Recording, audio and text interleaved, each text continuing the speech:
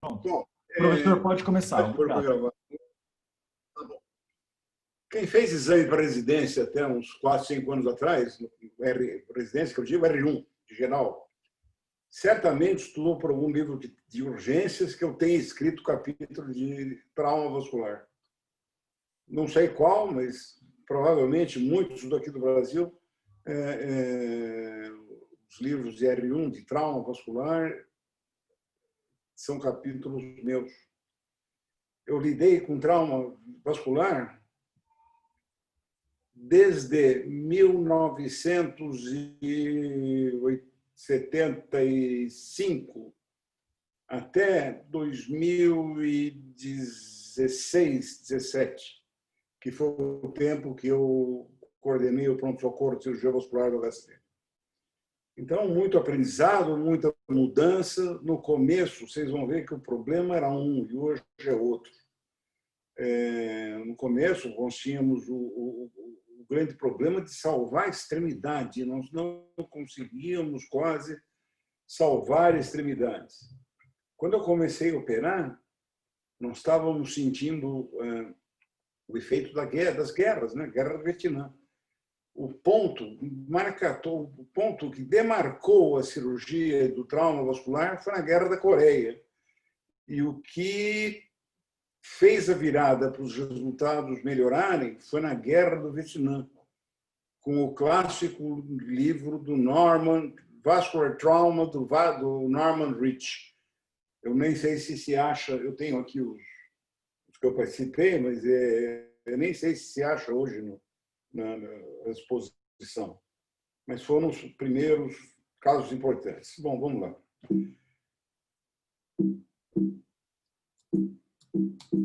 Ué, não está... Professor, faz o seguinte, o senhor clica agora na tela uma vez, agora você vai para o próximo. Pode ir, agora vai dar. Então, o grande motivo, o grande objetivo dos traumas, certamente, é evitar a morte. Preservar membros e funções, reintegrar o doente à sociedade. Só que, infelizmente, o trauma, a quantidade de trauma, o número de traumas, é um marcador social de falência da sociedade. Os traumas geralmente são consequência da desintegração social, dos conflitos, da falta de obediência às normas da sociedade, acidentes de trânsito, acidentes de desobediência social, enfim, falta de disciplina social e acidentes de trabalho, que, no fundo, também tem a ver com a instrução e preparo dos indivíduos que estão trabalhando. Quantos reimplantes eu fiz? E pessoas que enfiaram a mão em lavadeira industrial, enfim, vários tipos de lesão de acidente de trabalho. Tudo isso indica que a nossa sociedade não é doente, ela é traumática. Os povos mais disciplinados e organizados do mundo têm muito menos trauma vascular que no Brasil. Eu vou dar 2 exemplos para vocês. Foi feita uma publicação pelo Noedir Stolf e pelo Euclides Marques, isso no começo dos tempos, que falava que o melhor índice de mortalidade dos ferimentos cardíacos por arma de fogo era aqui no Brasil. Excelente, parabéns, nosso serviço é ótimo, nossos médicos são os primeiros. Nada disso. Havia uma seleção natural na transferência. O fulano levava um tiro lá no Grajaú, não tinha o hospital do Grajaú, passava por um outro hospital no meio e passava por outro até chegar no HC. Chegavam no HC quem? Os indivíduos que estavam estáveis, bem, e que era uma cirurgia simples e que se resolvia. Mesma coisa eu digo para os traumas vasculares. Trauma de aorta, por exemplo, nós temos a publicação mais recente, temos uma do Boulanger e uma do Igor, que são números muito bons, mesmo considerando que aqui os plantões reguladores não funcionam direito, enfim. Os agentes, aqui um outro exemplo de acidente vascular bizarro, uma flechada. Uma flechada, eu pus aqui esse slide do Sérgio, depois ele conta para a gente como é que foi. Esse slide do Sérgio, ele No final eu depois conto disse essa para a história, gente. professor. Parece ter um ferimento na raiz do meso, na horta, Na horta, na exatamente. mesentérica. Na horta. Então, numa situação como essa,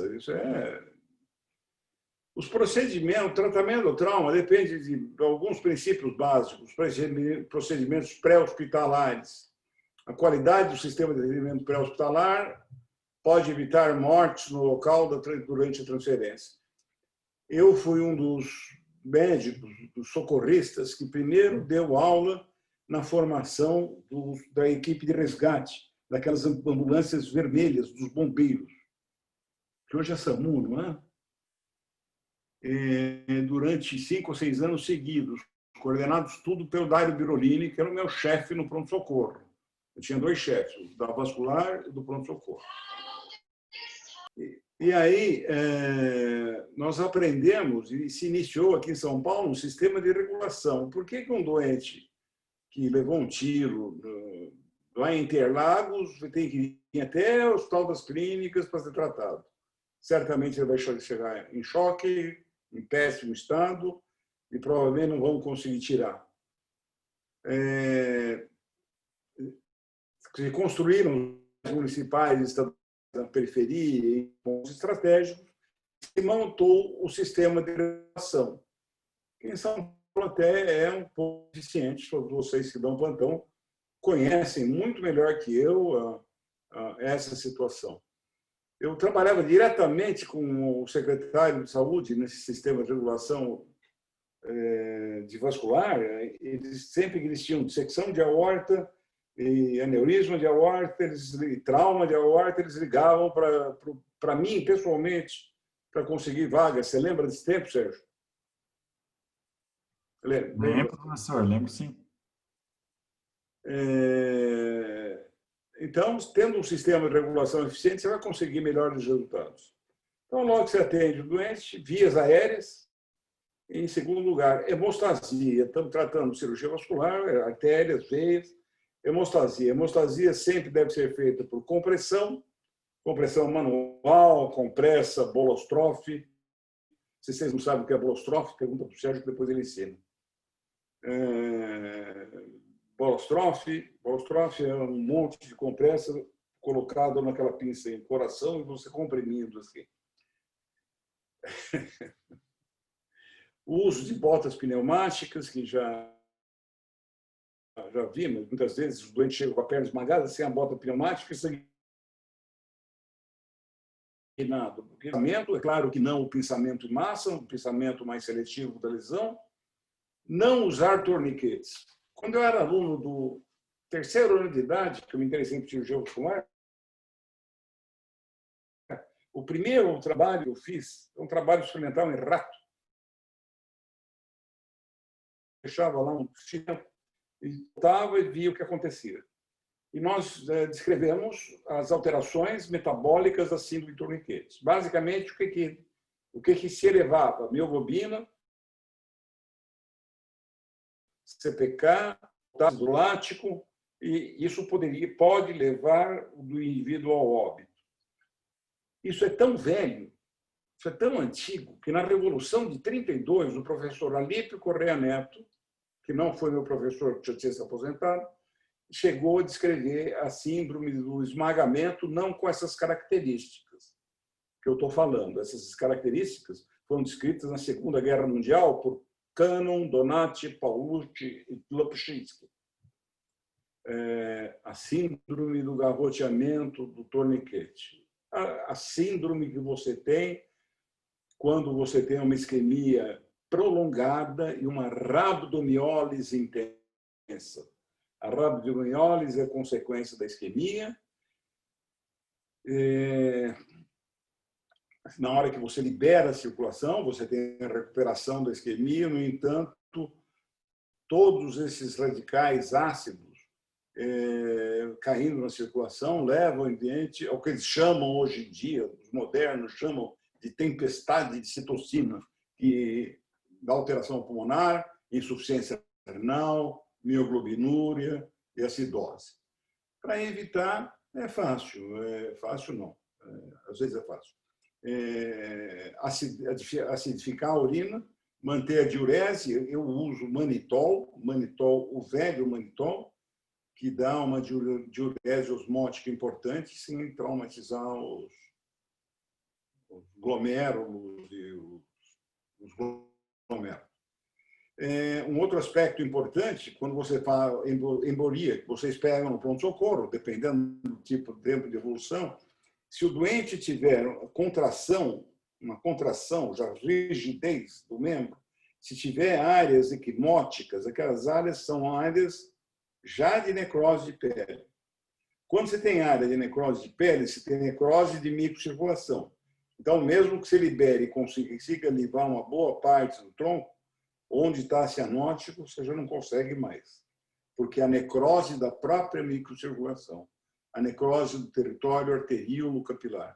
Isso foi feito num outro trabalho meu que eu fiz quando eu estava terminando a faculdade. Eu demonstrei a lesão isquêmica da própria microcirculação, um trabalho feito na técnica cirúrgica no HC. Não usar torniquetes e imobilização do membro, claro, que vai diminuir o sangramento, vai estabilizar, até a dor do doente pode se aliviar um pouco. Nessa questão, você providencia a via de acesso venoso para administração de volume. Nos casos de cirurgia aberta, eu vou fazer uma salada de cirurgia aberta vascular, não vou distinguir muito o que é um que é outro, porque nós vamos ver aqui quando o outro. Na cirurgia aberta, sempre fazer o controle proximal e distal. Naquela mulher da facada flechada, o importante era cadarçar a aorta em cima, embaixo, você puxa os dois cadarços ou campeia, costura, faz lá o que você quiser. Mas você não aborda diretamente o ferimento vascular. Quando você tem um pseudoneurismo volumoso na região inguinal, seja traumático, por cateterismo, iatrogênico, ou das anastomoses infectadas por prótese, você sempre faz um acesso extraperitorial à ilíaca, controla a ilíaca, faz uma incisão na coxa, isola a femoral superficial, faz outra incisão, isola profunda, aí sim você aborda o local com menos chance de sangramento contínuo. O uso da derivação temporária também. O que é a derivação temporária? O pessoal usa um shunt de carótida para fixar as extremidades proximais e distais do vaso para manter a circulação. Não precisa usar shunt nenhum. Pega aquele negócio de transfusão de sangue, o silicone, corta, põe no tamanho e você deixa ele folgado. Folgado. Amarra bem em cima, amarra bem embaixo e deixa ele folgado. Por que folgado? Porque os ortopedistas vão primeiro fixar o membro, para depois nós fazermos a nossa reconstrução com safena, sempre contralateral. Por quê? Porque ele pode estar com uma trombose venosa maciça e você provocar uma flegmase no doente em função do uso da safena que está funcionando como circulação colateral. Evitar material sintético. Evitar, às vezes não dá, mas tem gente que tem que fazer. Porque as próteses podem se infectar facilmente nos traumas. Os traumas chegam para nós já tendo recorrido São Paulo, a cidade que vocês tiverem, sei lá, às vezes vem do campo, do mar, tudo infectado, os cuidados devem ser tomados para nós podermos não ter infecção. E, nessas situações, evitar o material sintético. A imobilização óssea antecede a reconstrução vascular. Claro que a imobilização não pode demorar um dia. Segundo, de preferência, utilizem a derivação temporária, o shunt interno, né? Outra forma de melhorar os resultados dos traumas dos membros, principalmente dos membros, é a fasciotomia, a síndrome compartimental. Síndrome compartimental é uma coisa que não ocorre só no membro inferior. Ela pode ocorrer em qualquer lugar que seja um compartimento fechado. Então, anteontem eu falei de síndrome compartimental abdominal numa aula de Tecnovasc lá para falar sobre os aneurismos de aorta. E, finalmente, nós temos o tratamento endovascular. Aí, inúmeros estudos, o tratamento endovascular ainda é novo, então nós não temos muito lá como saber o que vai acontecer. Isso aqui é a tese de doutorado do Sérgio, que está aí, do Sérgio. A tese de doutoramento do Sérgio, que foi feita com... ele provocava lesões parciais na carótida do porco e tentava passar com guia. E nós queríamos saber o seguinte: nesses ferimentos a gente consegue subir com guia? Vocês têm que entender que na época que foi feito nós não conhecíamos direito como agia a interação, como era a interação dos materiais de endovascular com os tecidos do doente. Então você vê que aqui ele fez a lesão quase que total, o guia passou, ele passou fácil e ele colocou um stent, um Viaban. O trabalho dele foi feito com Viaban e em diversos tamanhos de secção transversa e isso deu garantia para a gente, deu uma segurança para a gente que, sim, podemos usar um stent revestido mesmo que esteja o doente eventualmente sangrando. Lesões da aorta torácica. Os acidentes, eu agora vou falar, me alongar bastante sobre ferimentos da aorta e dos grandes vasos torácicos. Os acidentes de trânsito são a principal causa de ruptura traumática de aorta torácica, responsável por 75% dos casos. A radiografia simples de tórax pode evidenciar sinais que levam à hipótese, alargamento mediastino, desvio de traqueia para a direita, desaparecimento do botão aórtico, velamento apical. Opa! Desculpa.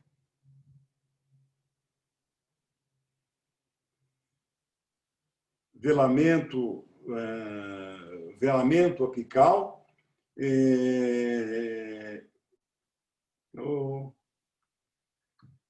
desaparecimento do botão aórtico, alargamento do mediastino para fora da traqueia ou abertura do ângulo dos brônquios, fratura de arcos costais, enfim.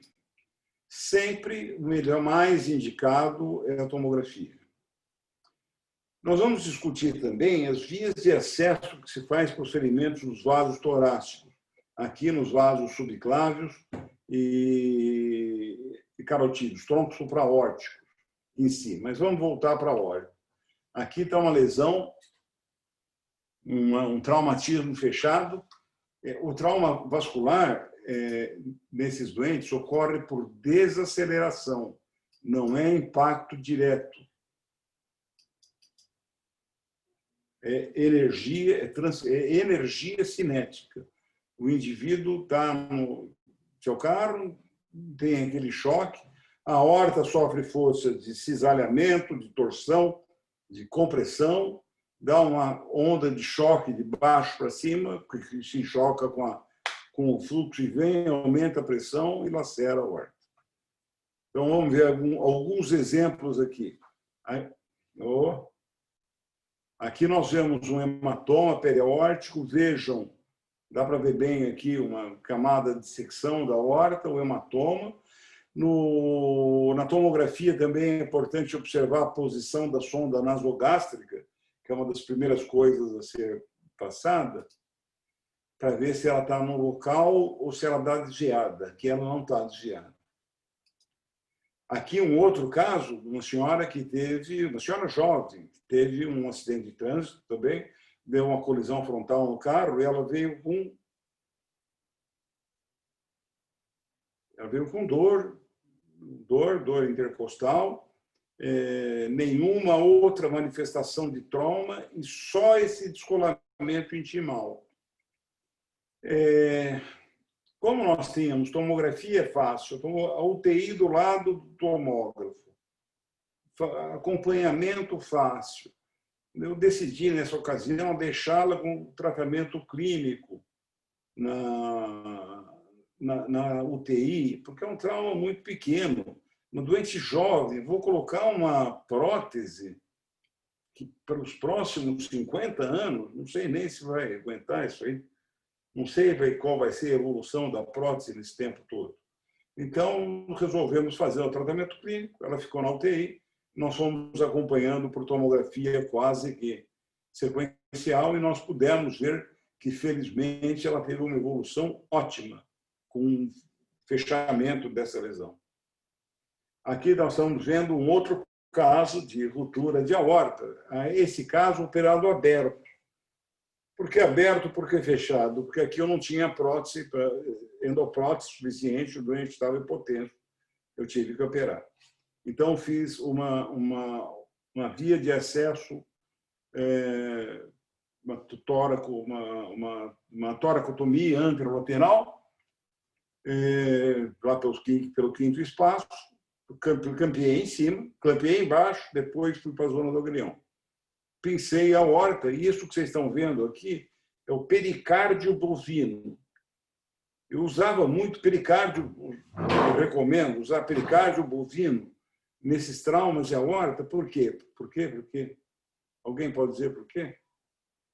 Eu digo, por causa da possibilidade da fístula aorto-esofágica, que não é pouco, no sítio da sutura. Você colocando essa proteção de pericárdio bovino, fechando a anastomose, você tem uma proteção boa e tenho certeza que você nunca mais vai conseguir entrar nesse sítio cirúrgico aí. Então, a técnica que a gente usa para as cirurgias de ruptura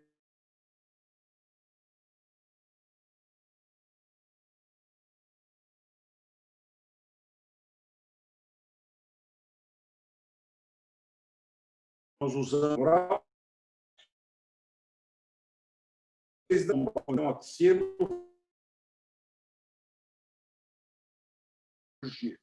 com isso você garante uma perfusão visceral boa.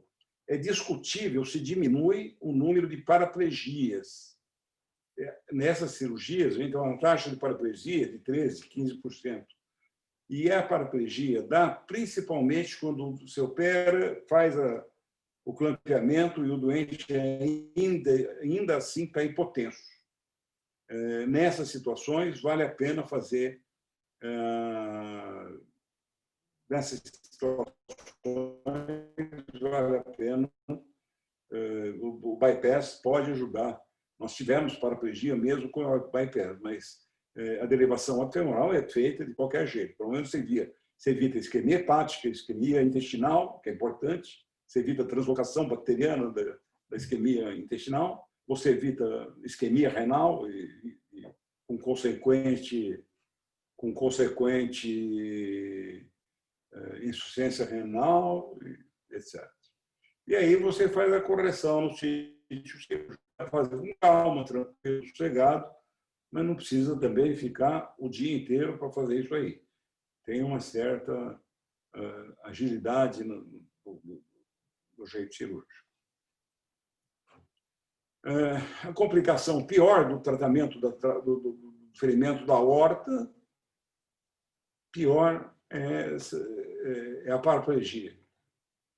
E, secundariamente, as lesões associadas. O doente sofreu um acidente de automóvel, teve uma aceleração brusca, ele pode ter trauma de fígado, trauma de baço e outros pontos de sangramento. É bom que seja detectado e visto antes de você intervir, porque, no mínimo, você vai ter que heparinizar uma cirurgia aberta, diferentemente da cirurgia endovascular, que você, tendo o material disponível no hospital, você pode utilizá-lo sem usar a heparina e fazer a correção do fígado, do que for preciso, no mesmo tempo. Está aqui o exemplo de uma criança. Vocês veem aqui em cima, no nivelamento suprapical importante, alongamento. Vocês veem aqui o trauma pulmonar que ela teve também. Ela teve desaparecimento de pulso. Então, eu fiz uma esternotomia. No caso dessa menina, eu prolonguei a esternotomia para a região supraclavicular direita. É o que eu faço no trauma da subclave direita. E tá aí. Vocês veem aqui uma estenose do tronco brachioencefálico e ele corrigido, o tronco brachioencefálico corrigido com uma prótese de PTFE. Ah, mas como? Você fala que não é para usar prótese em trauma e está usando prótese em trauma? Estou usando prótese em trauma nessa região por 2 motivos. Os troncos, a revascularização dos troncos supraórticos, a safena, se você usar aí, ela certamente vai se dilatar. Ela é um mau substituto para os troncos supraórticos. Supraórticos nessa altura do organismo. Em segundo lugar, criança, trauma fechado. Então, aqui eu tenho que usar essa prótese e usaria, mesmo que fosse, por exemplo, um ferimento aberto, um tiro, porque por causa dessas questões que eu falei para você. Essa fena não é adequada para esse tipo de revascularização. Vale a pena lavar e antibiótico, cuidado no pós-operatório. Essa menina sofreu esse trauma tem uns 15 ou 20 anos. Ela está uma moça, está ótima. Aqui nós estamos vendo uma sequela de um trauma de aorta, sequela. Um caso que eu me lamento. É um trauma de aorta numa criança, ele tinha 8 ou 9 anos, e eu operei e pus um tubo largo. Vocês veem as 2 anastomoses, mas eu cobri com pericárdio bovino, naquela ocasião. Ele desenvolveu essa coartação. Ele estava na fila do ambulatório para internar e corrigir, por técnica endovascular, a coartação. Mas como ele tinha uma hipertrofia miocárdica grande por causa da hipertensão, ele teve uma morte súbita dias antes de eu chamá-lo para ir fazer a endoprótese. O interessante é que esse moleque, o nome dele é Romário.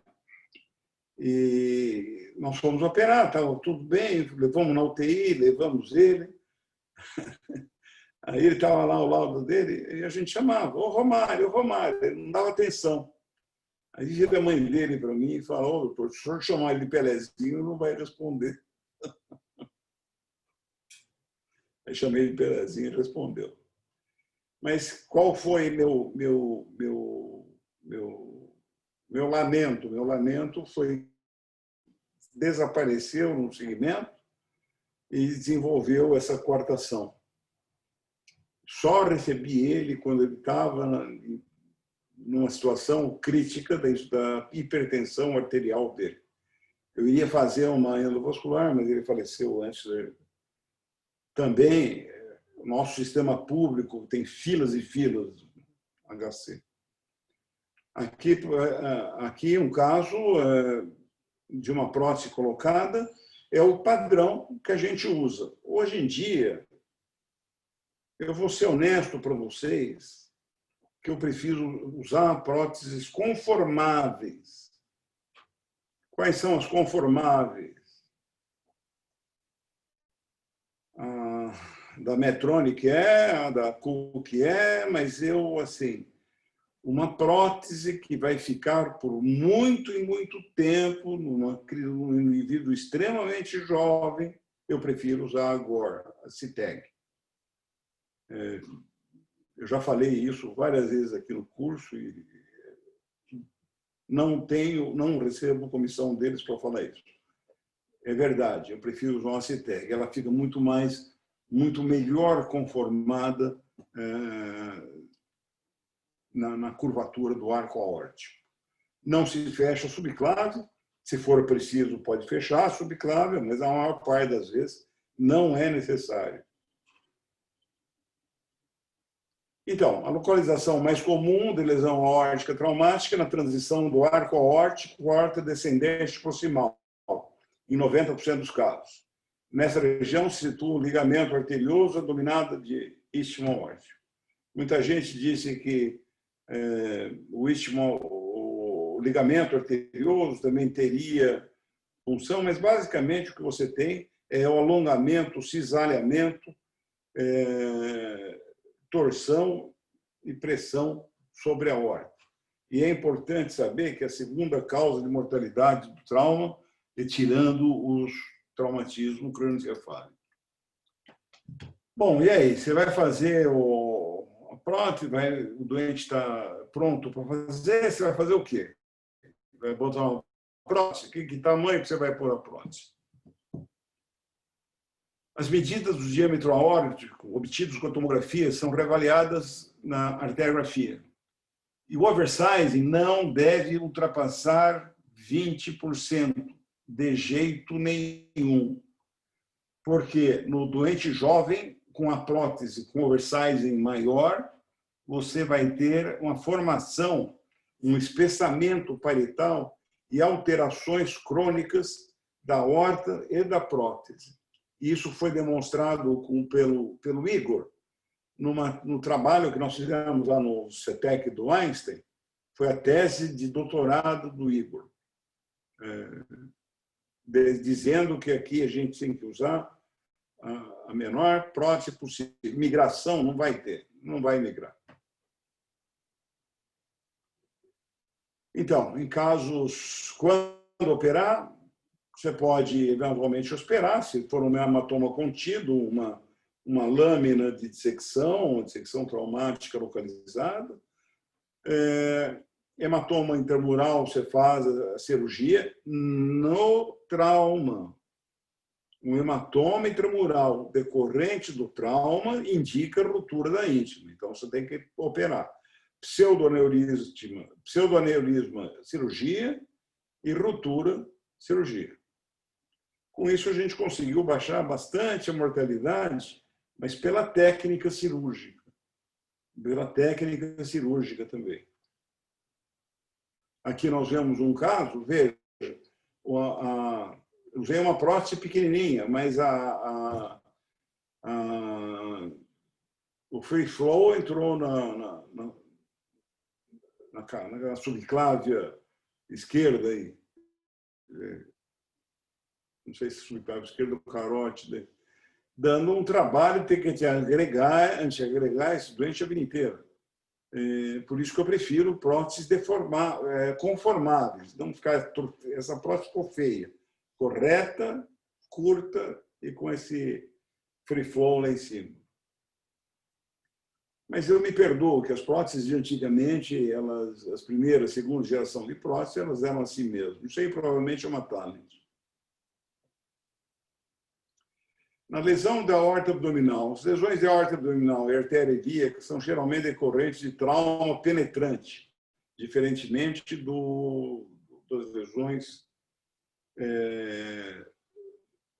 da aorta torácica.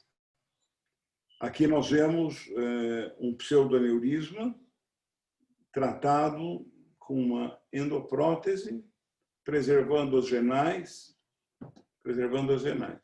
Esse pseudoneurisma é só... Acho que não vale a pena usar o multilayer aqui, porque não há indicação, apesar de ser um aneurisma sacular, que não tem entrada, só tem entrada, não tem saída, não usar o multilayer, porque não é indicação, é contraindicado pelo fabricante multilayer você usar multilayer no pseudoneurismo. Então, se eu usar um toquinho de prótese fechada, está resolvido. eventualmente jogar molas, mas aqui a quantidade de mola que vai aqui é muito grande. As lacerações de íntima podem ser de conduta expectante, isso na aorta abdominal. Zonas do trauma aórtico abdominal: 1, do hiato mesentérico superior; 2, inclui a mesentérica superior e renais; 3, imediatamente abaixo das renais até a bifurcação. Na zona 2, é a situação mais complexa que nós temos, inclusive para o acesso cirúrgico e abordagem dessa situação. Podendo fazer endovascular é melhor, mas às vezes o doente está chocando, você precisa intervir logo. A exposição da mesentérica, da raiz da mesentérica superior, a exposição do tronco celíaco são procedimentos complexos. E com sangramento desses, dos traumas cervicais, o que é importante? Na zona 1, que se estende desde as clavículas até fúrcula external, até a cartilagem cricoídea. Você não consegue acessar a zona 1 só por cervicotomia ou coisa assim. Você tem que acessar a zona 1 associando uma cérvico-externo toracotomia. Eu vou falar depois dessas 3 técnicas sobre essas técnicas de acesso. A zona 2 vai uma zona intermediária até a zona 3, que se estende do ângulo da mandíbula à base do crânio. O ferimento da zona 2 pode ou não pode ter ferimento penetrante? Pode ou não pode ter uma discussão se deve ser operado sistematicamente ou não. Tal. Mas hoje em dia a gente tem vários exames. Se tem um ferimento penetrante, eu estou falando isso porque eles operavam todos os ferimentos de zona 2.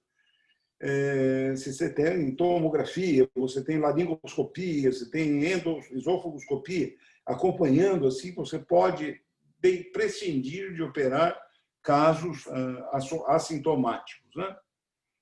Na zona 1 também, mas na zona 1 é necessário, é fundamental que haja uma boa angiotomografia para você planejar os acessos. O território carotídeo é responsável por 5 a 10% das lesões vasculares periféricas.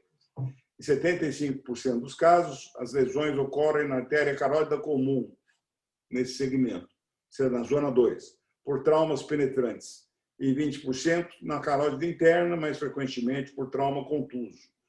Na carótida interna, você pode ter o trauma do descolamento, da dissecção da carótida, quando tem um mecanismo de chicotada. São vários. E também você não pode confundir com os doentes que têm dissecção espontânea da carótida interna. E a causa mais comum de dissecção espontânea da carótida interna é a 3 pontinhos. Quem acertar no grupo, eu pago um café depois da pandemia. Dissecção espontânea da carótida interna. Ela tem uma causa que torna ela mais frequente de todas. Quem acertar no grupo, eu pago um café depois.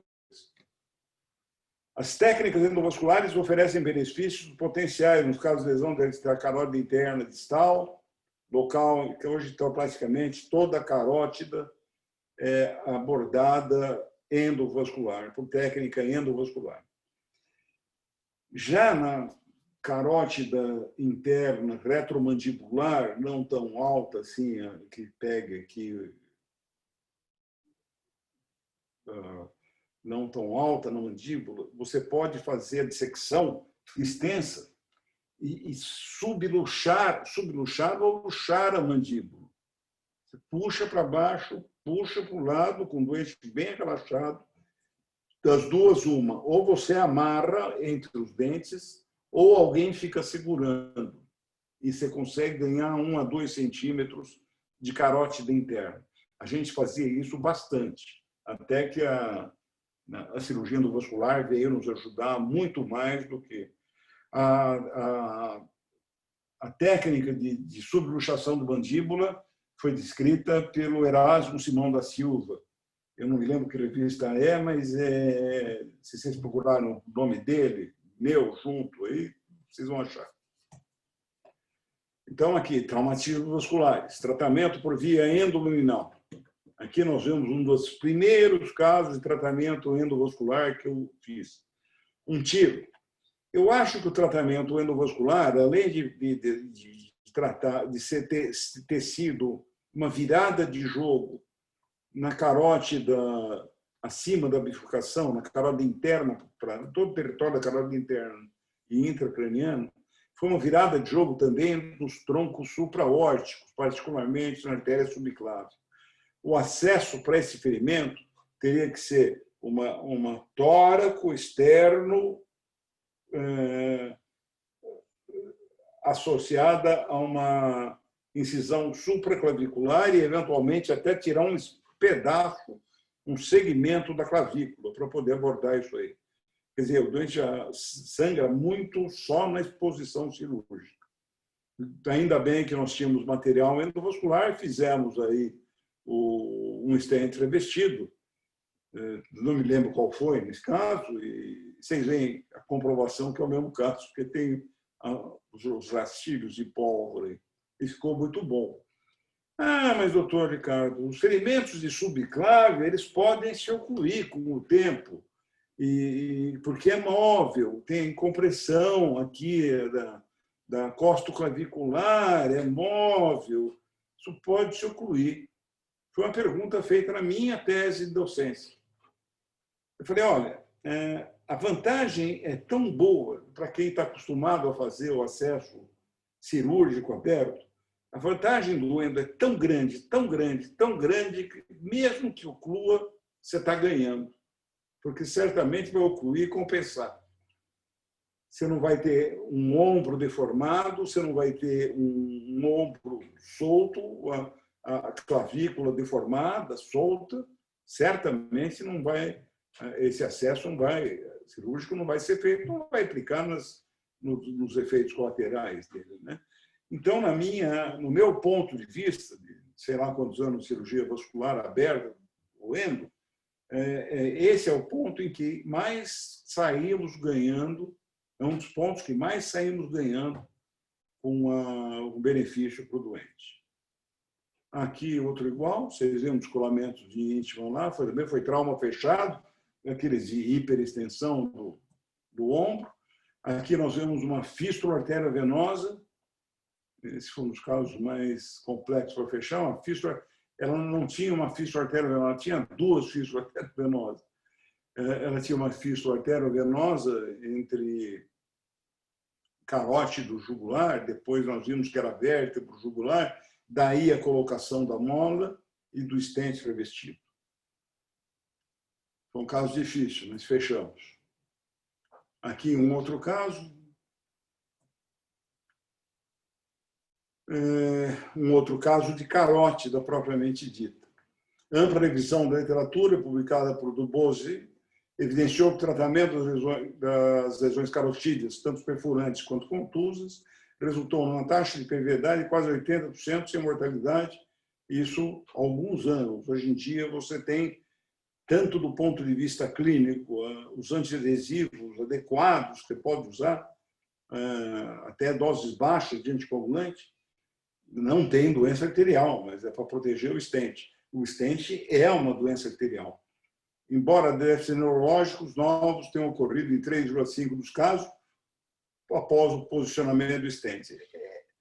Isso aqui pode ser mutável, a gente tem que rever. Vocês estão vendo que é de 2015. Se vamos ver agora, certamente isso aqui já deve ter mudado o número para um número muito mais baixo, favorecendo o implante de stents revestidos. Trauma de carótida também, eu não me lembro mais de ter operado trauma de carótida aberta, só endovascular. O acometimento das extremidades, vamos falar dos membros superiores e inferiores, atinge aproximadamente 70% das vítimas de trauma vascular, é o que você vê por aí. Ou é um motoboy da pizzaria, do log, do rap, sei lá o quê. Eles correm feito malucos aí no meio do trânsito, ainda bem que não está tendo trânsito. E houve uma queda do número de acidentes durante a pandemia. Mas o que é mais importante, não houve queda dos acidentes motociclísticos. Essa notícia foi dada pelo G1 ontem. Isso eu devia até ter separado aqui para mostrar para vocês. O número de vítimas de acidente motociclístico é o mesmo.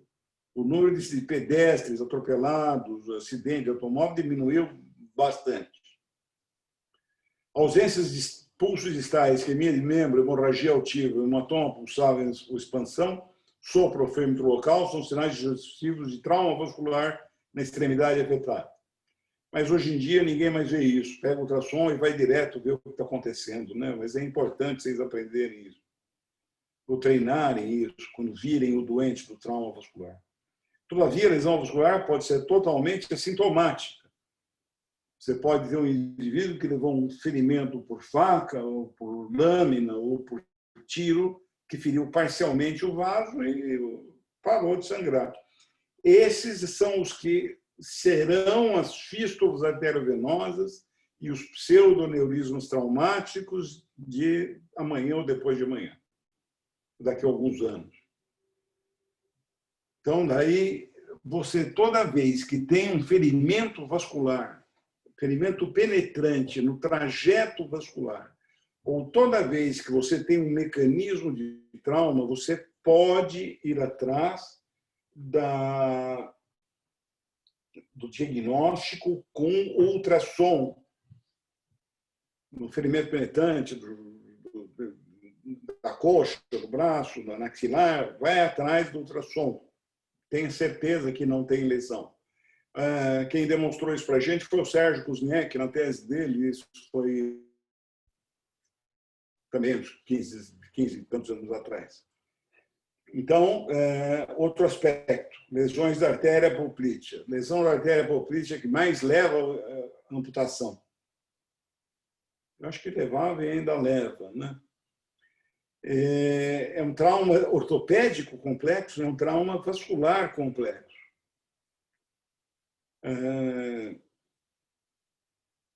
O tratamento adequado dessa lesão deve ser, se for cirurgia aberta, você tem que expor a apoplítea desde a trifurcação até o canal de Hunter. Mas vai abrir ligamento? Vou, mas ele vai ter uma perna para andar. Técnica endovascular. E sempre monitorizando tudo com ultrassom. Na dúvida, sempre ultrassom em tudo. Aqui um exemplo de ferimento da artéria femoral superficial. Aqui, falando de artéria subclávia, vocês veem um caso de pseudoneurisma da artéria subclávia esquerda, que foi tratada endovascular.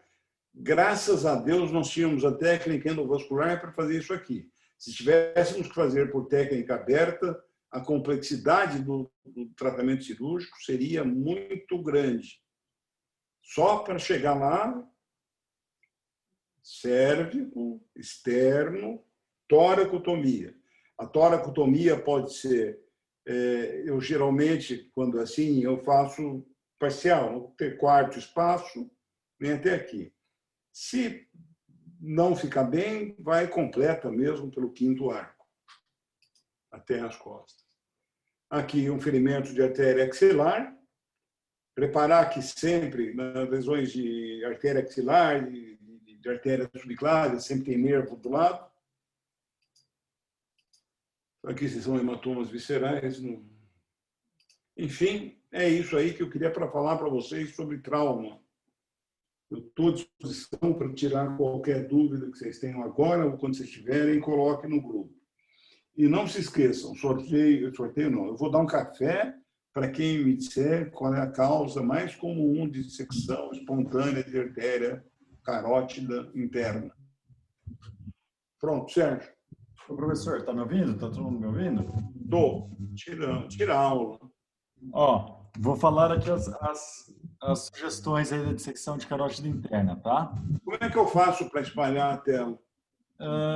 Canto superior direito tem um... Não precisa, está todo mundo fora, ninguém está vendo aí. Na verdade, a gente está vendo a tela do senhor. Eu consigo, peraí, eu vou resolver aqui rapidinho, professor. Só um minutinho. Ah, tá aqui, peraí.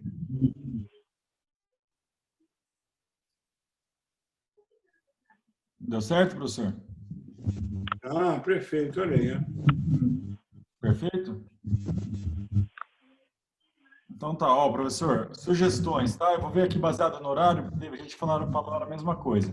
A primeira sugestão para causa de dissecção foi Takayasu. A segunda foi hipertensão. E a terceira, displasia fibromuscular. Ganhou a terceira. Eu achava também, professor, displasia fibromuscular, né? Daniel Carregal. Então, estou devendo um café para ele. Boa, Daniel. Também, honestamente, eu achava que era displasia também, professor. Lembrar que displasia fibromuscular é doença renal, em primeiro lugar, né? Depois carótida, depois ilia externa, depois esplênica, né? Displasia é a primeira causa de esplênica e de renal, né? Muito bom. Professor, pessoal aqui, deixa eu ver se alguém tem alguma pergunta para mandar. Deixa eu ver aqui, ó. Uso de reboa, professor. Balonamento de reboa e balonamento de aorta. Para gente. Onde que está o chat? O chat está na tela do senhor, embaixo vai ter, ó, da esquerda para a direita, ativar, desativar som, interromper vídeo, depois segurança, participantes, bate-papo. Interior da tela. Não sei onde é que está. Na parte de baixo do Zoom do senhor, não tem ativar ou desativar o som, onde o senhor ligou o som? Ó, o quarto ícone da esquerda para a direita é bate-papo. Bom, faça umas perguntas aí, você me traduza o que o pessoal fala. Perfeito, professor. Experiência com o uso de reboa. Você tem? O quê? Reboa. O senhor tem experiência com o uso de reboa? Com o quê? Reboa. O que é reboa? Reboa é um dispositivo. Rodolfo, explica melhor, você que perguntou. Se não me engano, é um dispositivo de compressão, não é isso? Rodolfo, explica para nós, por favor. Não conheço.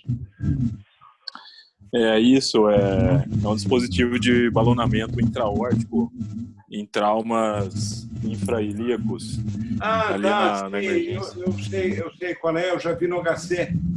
Não, experiência não, porque eu já leguei, desde que eu saí do PS do HC, que eu aposentei da faculdade, eu não vi mais, mas é um dispositivo israelense, não é? Quem eu vi trabalhar com ele, o pessoal da Geral e o sobrinho do Dário, como é o nome dele? Cláudio Pirolini. Entendi. Eu pessoalmente não tenho experiência, não. Reboa quer dizer Resuscitate Endovascular Balloon Occlusion Aorta. Como é que é? Reboa quer dizer Resuscitate Endovascular Balloon Occlusion of the Aorta. Mas na aula de aneurisma aorto, na aula que eu dei no congresso Tecnovasco, eu falei do balonamento parcial da aorta e total, com balão de compressão. Eu fiz muito em trauma, compressão, oclusão da aorta, em trauma, principalmente de bacia, aguardando identificar um bom livramento para que a gente pudesse tratar. Oi, Eliude.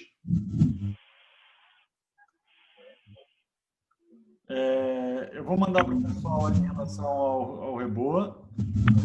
Bem bacana aqui, nacional, bem bom. Vou mandar para vocês no grupo, tá? Então, a ideia do Reboa é realmente você balonar, colocar um balão por técnica endovascular na aorta para controlar sangramento, aumentar a pós-carga e manter a PA temporariamente durante o choque hemorrágico. Vou mandar no grupo daqui a pouquinho um artigo, tá bom? Tá. Próxima pergunta. Professor, em pseudoneurismo traumático de artéria única de perna, a abordagem deve ser de preferência aberta ou factível ocluir por técnica endovascular? O que é?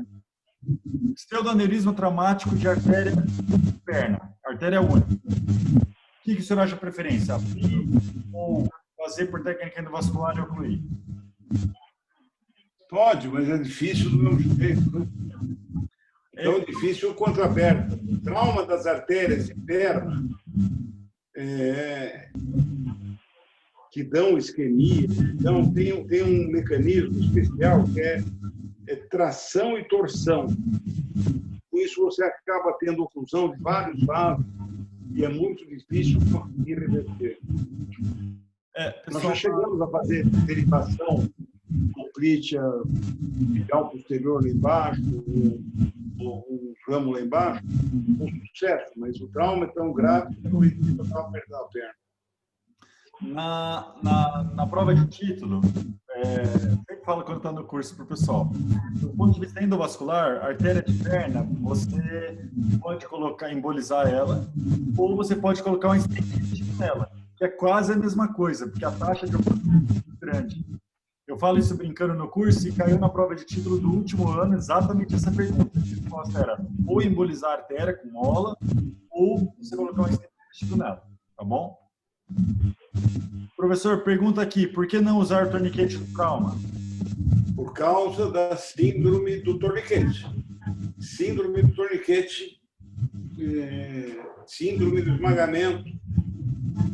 O que você tem, o torniquete, se você colocar se for lesão arterial, e você vai colocar numa pressão entre a pressão venosa e a pressão arterial, vai aumentar o sangramento. Por causa você não está atingindo o sangramento arterial. Você não está fechando o sangramento arterial. Mas se você tiver com uma pressão grande, você vai provocar uma isquemia, que vai durar horas até o indivíduo chegar e fazer uma hemostasia. Na hora que você faz o release do torniquete, você tem uma série de metabólitos que foram produzidos durante o período de isquemia,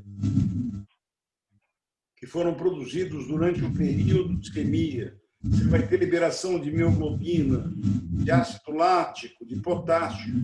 E na hora que você solta, você vai ter hipovolemia, vai ter acidose e mioglobinúria. Então, é um quadro mais grave do que o próprio esmagamento, a própria isquemia do trauma. Perfeito, professor. Vamos mais duas para encerrar. Uma fístula arteriovenosa femoral superficial. O que o senhor usaria para tratamento endovascular? Como é que é? Uma fístula arteriovenosa femoral. O que o senhor usaria para tratamento endovascular? Femoral superficial. Uma fístula arteriovenosa? Isso, uma fístula arteriovenosa traumática femoral superficial. Como o senhor trataria do ponto de vista endovascular? Estente na artéria. Estente revestido. Abrir, o senhor acha que não é uma opção? Abrir? Pode, tanto faz. Pode ser outro serviço. Depende, se o serviço tem... Se o serviço tiver material, faça endovascular. Eu prefiro fazer endovascular. Traumática aberto é traumático, não é não? Aberto, você vai ter complicações. Você vai ter linfedema, respiratório, incisão, vai ter incisão espessada, vai ter uma série de outros problemas. Você vai ter que ligar a veia. É isso que eu ia falar. O senhor tem que controlar a artéria e controlar a veia, então é uma cirurgia um pouco mais... Não, você vai acabar ligando a veia, não restaurando a veia. E é outro problema também, restaurar a veia no trauma. Então, melhor pôr um stent revestido ali, uma banda femoral superficial, né? Bom, última pergunta aqui. Bom, comentário aqui em relação à hiperextensão da carótida por hiperextensão do pescoço, que é uma causa de hiperextensão, né? Uma aula seguinte, um comentário aqui. Boa noite, excelente aula. Hoje em dia, trauma vascular, procedimentos endovasculares e acessos venosos são muito comuns também. Gostaria que o senhor comentasse. Como é que é? Eu entendi o seguinte, ele está comentando que o trauma vascular, muitas vezes, ele é iatrogênico pela realização de procedimento outro endovascular, ou seja, vai passar um acesso central e lesão uma artéria, vai fazer um outro procedimento vascular e acabou gerando trauma vascular, ou seja, um trauma iatrogênico. Se o senhor parar para pensar, é uma causa extremamente frequente do trauma vascular, a iatrogenia, não é possível. Eu gostaria que você comentasse em relação a isso. Não, eu dei a aula bastante esperto, né? Fui geral. Eu posso, claro, separar cada um dos aspectos, tá? Mas aí é um curso de trauma vascular. Por exemplo, professor, vamos só para encerrar aqui, eu vou dar um exemplo pessoal. Passou o fio guia, nem todo mundo faz função ecoguiada. Passou o fio guia na carótida. Passou o introdutor passou o fio guia funcional jugular e passou ali o chile na carótida. A melhor solução é abrir? Você entendeu a pergunta? Passou um chile na artéria subclávia. Eu já vi algumas vezes. O que você acha a melhor solução? Abrir? Depende do doente, se ele estiver em mau estado, tudo, talvez valha a pena você entrar com um estente revestido na posição e abrir o estente revestido e tirando o chile. Perfeito. Porque o acesso é difícil. Perclose, o senhor acha uma opção ruim? Eu já vi usar a perclose. Se o guia estiver lá, você pode tentar usar o perclose. Sem dúvida. Perfeito. Para encerrar, só vou comentar em relação àquele caso da flechada na horta que o senhor começou a aula. Como? Só para encerrar, vou só comentar um pouquinho sobre aquele caso da flechada na horta que o senhor mostrou no começo da aula, porque eu acho que é um bom exemplo de aprendizado, que é o seguinte: tem um agente empalado no vaso, leva para o centro cirúrgico para tirar. Não tira no pronto-socorro. Parece uma coisa meio óbvia de se falar, mas aquela paciente foi muito prejudicada pelo ter sido tirada aquela flecha no pronto-socorro. Se toma assim uma própria flecha ou faca... A minha orientação... Sérgio, eu nunca vi flechada. Eu vi facada, facão, caneta, tudo que você pode, lápis. Então, a minha ideia é levar para o centro cirúrgico, fazer o acesso e tirar o agente perfurante, profissão direta até a ponta dele, tendo todos os órgãos no caminho de controle. Perfeito. Uma outra coisa que eu já fiz é passar o fio guia.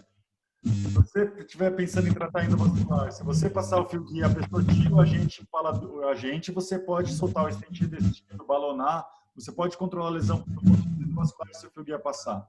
Não deixa de ser uma opção. Tá bom? Professor, tem bastante coisa, mas eu acho que tá bom. Já estamos com 1h10 de aula. Por no grupo as perguntas, tudo bem. Perfeito. Quem quiser colocar mais perguntas no grupo, o professor responde. Hoje eu não vou responder nada, eu vou seguir o índice de Palmeiras. Não, perfeito. Então, coloca lá que o professor Ricardo vai responder amanhã. E eu vou colocar lá para todo mundo dar uma estudada em relação ao Reboa, que eu já vi umas coisas legais aqui. Tá bom? Obrigado a todos. Obrigado, professor. Boa noite. Tchau, Eliud. Valeu, Eliud. Um abraço. Tchau, querido. Um abraço. Boa noite. Valeu.